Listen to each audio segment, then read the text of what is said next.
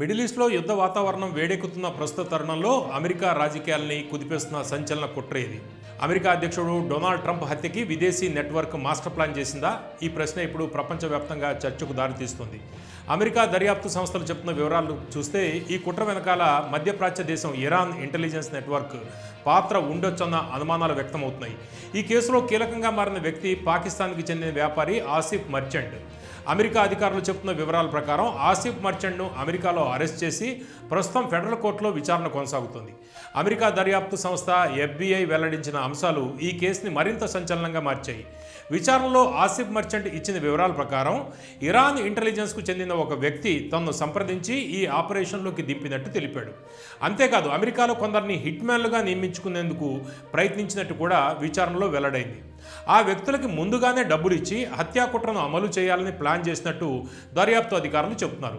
అయితే ఈ కుట్ర అక్కడితోనే ఆగిపోయింది. ఎందుకంటే ఆసిఫ్ మర్చెంట్ సంప్రదించిన వ్యక్తులు సాధారణ హిట్మెన్లు కాదు, వారి FBI అండర్ కవర్ ఏజెంట్లు.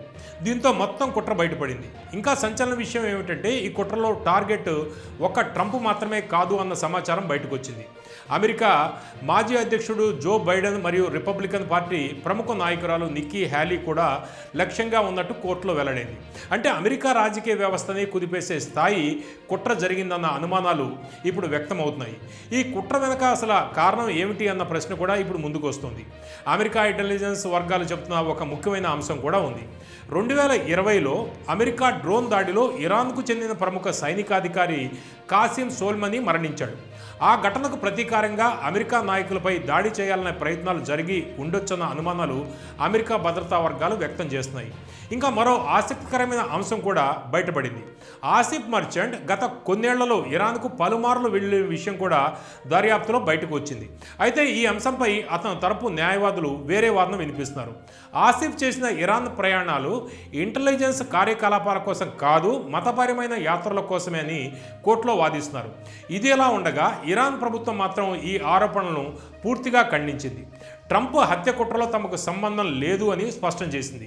అయితే ఈ కేసు ఇప్పుడు అమెరికా ఇరాన్ సంబంధాలపై, అంటే తాజాగా మిడిల్ ఈస్ట్లో జరుగుతున్న వార్ నేపథ్యంలో, ఇరాన్ ఇజ్రాయెల్ వార్ నేపథ్యంలో పెద్ద ప్రభావం చూపించే అవకాశం కూడా ఉంది అనేది విశ్లేషకులు భావిస్తున్నారు. మధ్యప్రాచ్యంలో ఇప్పటికే ఉద్రిక్తతలు పెరుగుతున్న సమయంలో ఈ కేసు మరింత రాజకీయ ఉద్రిక్తతలకి దారి తీస్తుందా అన్న ప్రశ్న కూడా ముందుకు వస్తుంది. ట్రంప్ హత్య కుట్ర నిజంగా ఇరాన్ మద్దతుతో జరిగిందా, లేక ఒక వ్యక్తి చేసిన స్వతంత్ర ప్రయత్నమా? ఈ కేసులో మరిన్ని సంచలన విషయాలు బయటపడే అవకాశం ఉందని అమెరికా దర్యాప్తు సంస్థలు చెబుతున్నాయి.